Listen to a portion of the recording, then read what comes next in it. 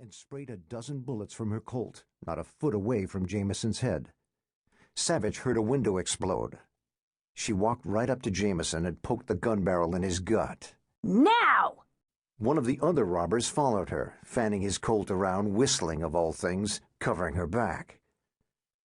That left the other woman and the man holding Riley around the neck. She was in his line of sight, small and in constant motion, sweeping her weapon over the employees and the bank customers.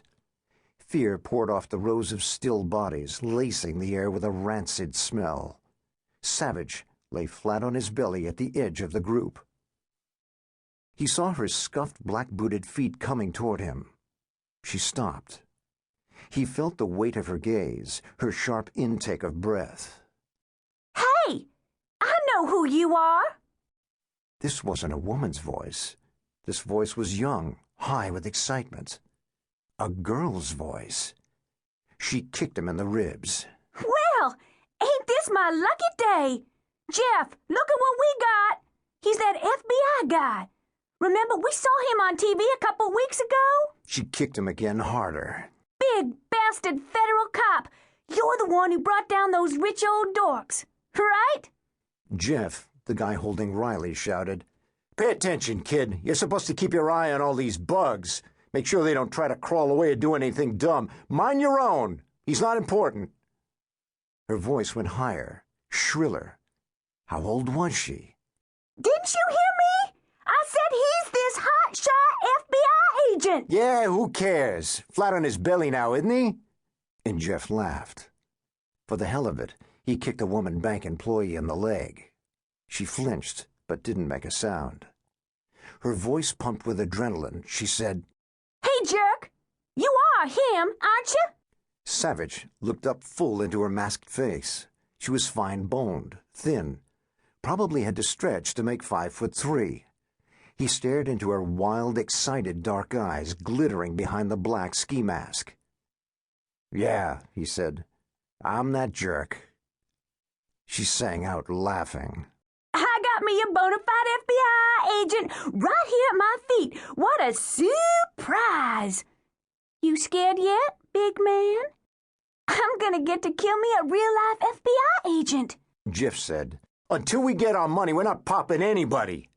Jeff sounded on the manic side himself, 40 years old, maybe 50, a smoker's voice, and like the girl, he seemed to be in perpetual motion. Savich heard Mac Jameson yell, "No!" Then there was a single gunshot, obscenely loud in the close confines of the vault.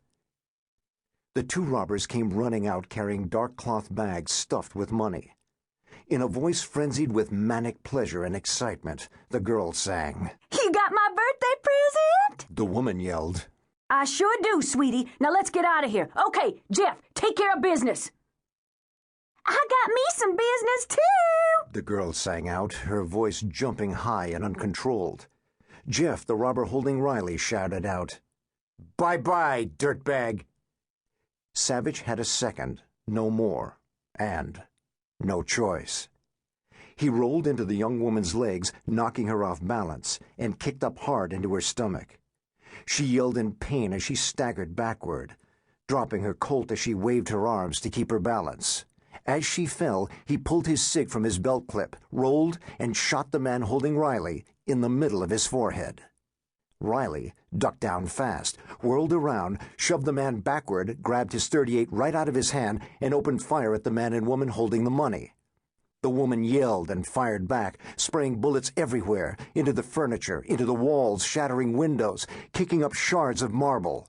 People were screaming, some trying to scramble to their feet, others curled with their arms over their heads. This wasn't good. People would die. Everyone stay down, Savich yelled. He lunged behind a desk as bullets ripped through the computer monitor 6 inches above him, spraying chunks of glass into the air. A bullet struck the keyboard, kicked it into the air, and it shattered, raining shards of plastic. Too close, too close. He rolled to the far side, came up onto his elbows, and fired at the robber whose weapon was swinging around toward him. He shot him in the arm. The robber yelled in pain and anger and fired back a hot, fast dozen rounds. When the Colt's magazine was empty, he didn't seem to realize it at first and pulled frantically.